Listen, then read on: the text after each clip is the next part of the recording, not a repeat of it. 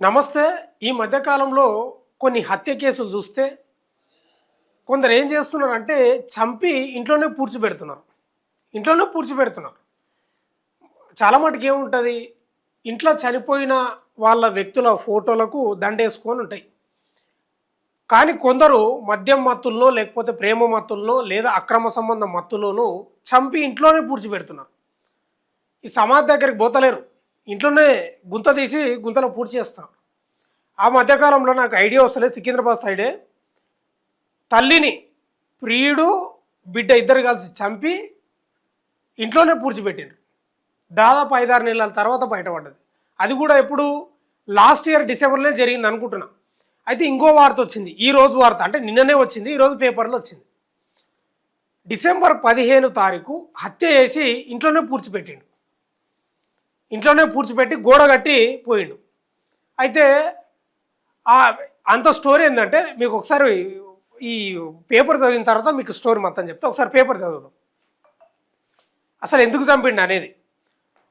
దూషించాడని చంపేసి మృతదేహాన్ని దాచేసి గత ఏడాది డిసెంబర్లో తోటి కార్మికుడి హత్య, నేరడుమెట్లో కుళ్ళిన శవం కేసును ఛేదించిన పోలీసులు. ఓకేనా. నేరడుమెట్టు జేకే నగర్ కాలనీలోని ఓ ఇంట్లో కుళ్ళిపోయిన స్థితిలో లభించిన మృతదేహం కేసును నేరడుమెట్టు పోలీసులు 15 రోజుల్లో ఛేదించారు. కనీస ఆధారాలేవీ లేని ఈ హత్య కేసులో మృతుడిని గుర్తించడంతో పాటు పరారిలో ఉన్న హంతకుని పట్టుకొని కటకటాల్లోకి నెట్టారు.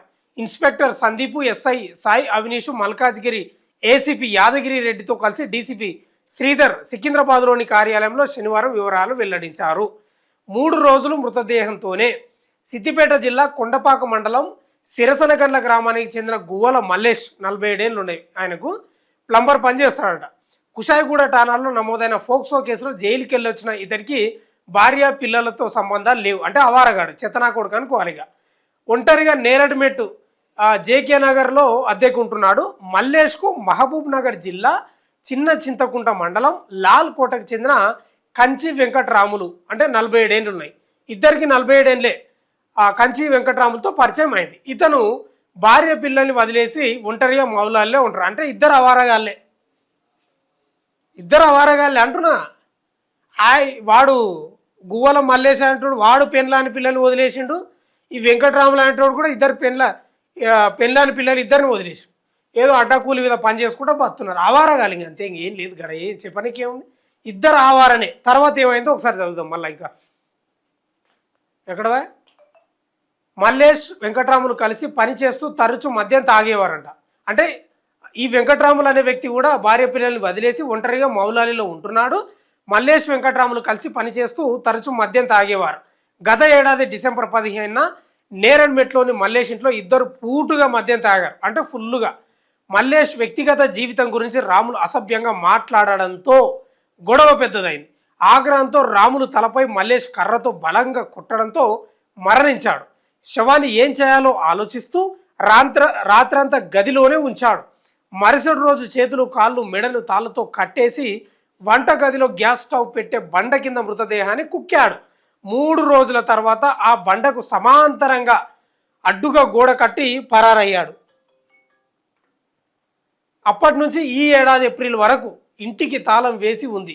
మల్లేష్కు ఇంటి యజమాని ఎన్నిసార్లు ఫోన్ చేసినా ఎత్తలేదు. మరొకరికి అద్దెకిచ్చేందుకు ఏప్రిల్ 15న ఇంటిని శుభ్రం చేసే సమయంలో దుర్వాసన రావడంతో యజమాని పోలీసులకు సమాచారం ఇచ్చారు. పోలీసులు గోడను తొలిచి చూడగా కుళ్ళిన మృతదేహం బయటపడ్డదంట. ఇంక చూడు ఎట్టుంది. లేబర్ అడ్డాల వద్ద ఒకసారి ఇది మాట్లాడుకుందాం మనం. అయితే ఫుల్లుగా వీళ్ళు అడ్డ కూలీల దగ్గర కలిసిండ్రు. నేను కూడా సమాచారం సేకరిస్తే ఈ సంపినోందేమో సిద్దిపేటకు సంబంధించిన వ్యక్తి గువ్వల మల్లేష్, ఈ హత్యకు గురైన వ్యక్తిదేమో వెంకటరాములు మహబూబ్ నగర్ దేవరకద్ర సైడ్. వీళ్ళిద్దరు భార్య పిల్లలు ఇద్దరిని వదిలేసిండ్రు, లేదు సంబంధం లేదు. ఇంకా హైదరాబాద్ వచ్చిర్రు, అడ్డకూలిగా బతుకుతున్నారు. ఆ పనో ఈ పనో ఏది దొరికితే అది అడ్డకూలీలు. ఇక ఏ పని చేయాలంటే ఆ పని చేస్తారు కదా, అడ్డకూలీలో పరిచయం అయినట్టున్నారు. ఇద్దరు కలిసి ఈ గువ్వల మల్లేష్ ఇంట్లో, అంటే అద్దెకున్న ఇంట్లో ఫుల్గా మద్యం తాగారు. ఇంకా మద్యం తాగినాక మీకు తెలిసి ఎట్లుంటుందో, అంటే తాగేటోళ్ళకి అంటున్నా, తాగనోళ్ళకి తెలియదు కానీ తాగేటోళ్ళకి చెప్తున్నా. ఇంకా తాగినాక ప్రపంచం అంతా గింతే అవుతుంది వాళ్ళకు. ప్రపంచం అంతా గింతే ఇంకా ప్రపంచాన్ని కూడా ఎదిరిస్తారు. ఇంకా పక్కల అసలు ఇక ఈ పెన్ను కూడా ఆయుధమే అవుతుంది వాళ్ళకి తాగినాక. ఆ స్థితిలో తాగిండ్రు, ఫుల్గా తాగిండ్రు. ఏదో వ్యక్తిగత జీవితం అంటే భార్య పిల్లల గురించి ఏదో మాట్లాడినట్టుండే వెంకట్రాములు. మరి ఏం గొడవ అయిందో ఏమైందో మొత్తం మీద గొడవ అయితే కర్రతోటి కొడితే ఆనే చచ్చిపోయి ఇంట్లోనే పూడ్చిపెట్టి దాదాపు 4 నెలలు 5 నెలల ఇప్పటికి లేడు. ఇక అద్దెకున్నాడు కదా, ఇంటి యజమాని ఫోన్ చేస్తూ కూడా లిఫ్ట్ చేయకపోవడంతో ఇక వేరే వాళ్ళకన్నా ఇద్దామని వేరే వాళ్ళకి ఇచ్చి మొత్తం క్లీన్ చేస్తుంటే వాసన వచ్చిందంట. ఎంత దారుణం అంటే ఇద్దరు ఆవార వ్యక్తులే. ఇంకొంచెం చూద్దాం. లేబర్ అడ్డాల వద్ద ఆరా కేసును సవాలుగా తీసుకున్న ఇన్స్పెక్టర్ సందీప్ బృందం తొలుత అది మల్లేష్ మృతదేహంగానే భావించి ఆరా తీశారు. ఇటీవల జగిత్యాలలో కనిపించినట్లు చెప్పడంతో అతను కాదని తేలిపోయింది. దీంతో మల్లేష్కు బాగా తెలిసిన వ్యక్తి అయి ఉంటాడనే కోణంలో ఆరా తీశారు. నేరేడుమెట్లోని లేబర్ అడ్డాల దగ్గర విచారించగా వెంకట్రాములు 4 నెలలుగా అదృశ్యమైనట్లుగా గుర్తించారు. మృతుడి కుటుంబ సభ్యుల్ని పిలిపించి DNA పరీక్షలు చేయించగా మృతదేహంతో పోలింది. మల్లేష్ హత్య చేసి ఉంటాడని గుర్తించారు. మల్లేష్ సెల్ ఫోన్ వాడకపోవడంతో ప్రత్యేక బృందాలతో కరీంనగర్, సిద్దిపేట, కొండగట్టు, జగిత్యాల ప్రాంతాల్లో 10 రోజుల పాటు వెతికిరట. శుక్రవారం నిందితుడు జూబ్లీ బస్టాండ్లో ఉన్నట్లు గుర్తించి అదుపులోకి తీసుకున్నారు. మల్లేష్ని ప్రశ్నించగా తనను దూషించడం అంటే తిట్టడం వల్లే రాములను హత్య చేసినట్టు అంగీకరించాడు. శనివారం రిమాండ్కి తరలించి తిట్టడంతో హత్య చేసినట్ట. ఎంత అజ్ఞానం, ఎంత పరిజ్ఞానం లేకపోతే అట్లా చేస్తారు. ఇప్పుడు రాజకీయ నాయకులు పొద్దుగా లేస్తే చాలామంది తిడతారు. మరి వాళ్ళు చేపియాలంటే చేపియారా? ఇదే జీవితం అంటే విలువ తెలియకపోవడమే. భార్యలను పిల్లల్ని వదిలేసి ఏదో అడ్డకూలిగా పనిచేయాలి, ఎంతో కొంత వస్తే తాగాలి, ఊగాలి, ఏమన్నా చిన్నదానికి పెద్దదానికి సంపుడు. ఈ మధ్యలో ఇవి ఎక్కువైపోయినాయి, ట్రెండ్ అయిపోయినాయి. సంపడం ఇంట్లో పూడ్చిపెట్టడం ఇదే అయిపోయింది ఎక్కువ. కానీ ఘోరం జరిగిపోయింది. మద్యం మత్తులో ఏం చేస్తారో అర్థం కాని పరిస్థితి ఉంది కొందరు. కానీ డిసెంబర్ 15కు హత్య చేసి ఇంట్లో పూడ్చిపెడితే మొన్న ఏప్రిల్లో బయటపడ్డదంటే ఎంత దారుణమో చూడండి. దాదాపు కుళ్ళిపోయిన స్థితిలో ఉంటుంది శవం.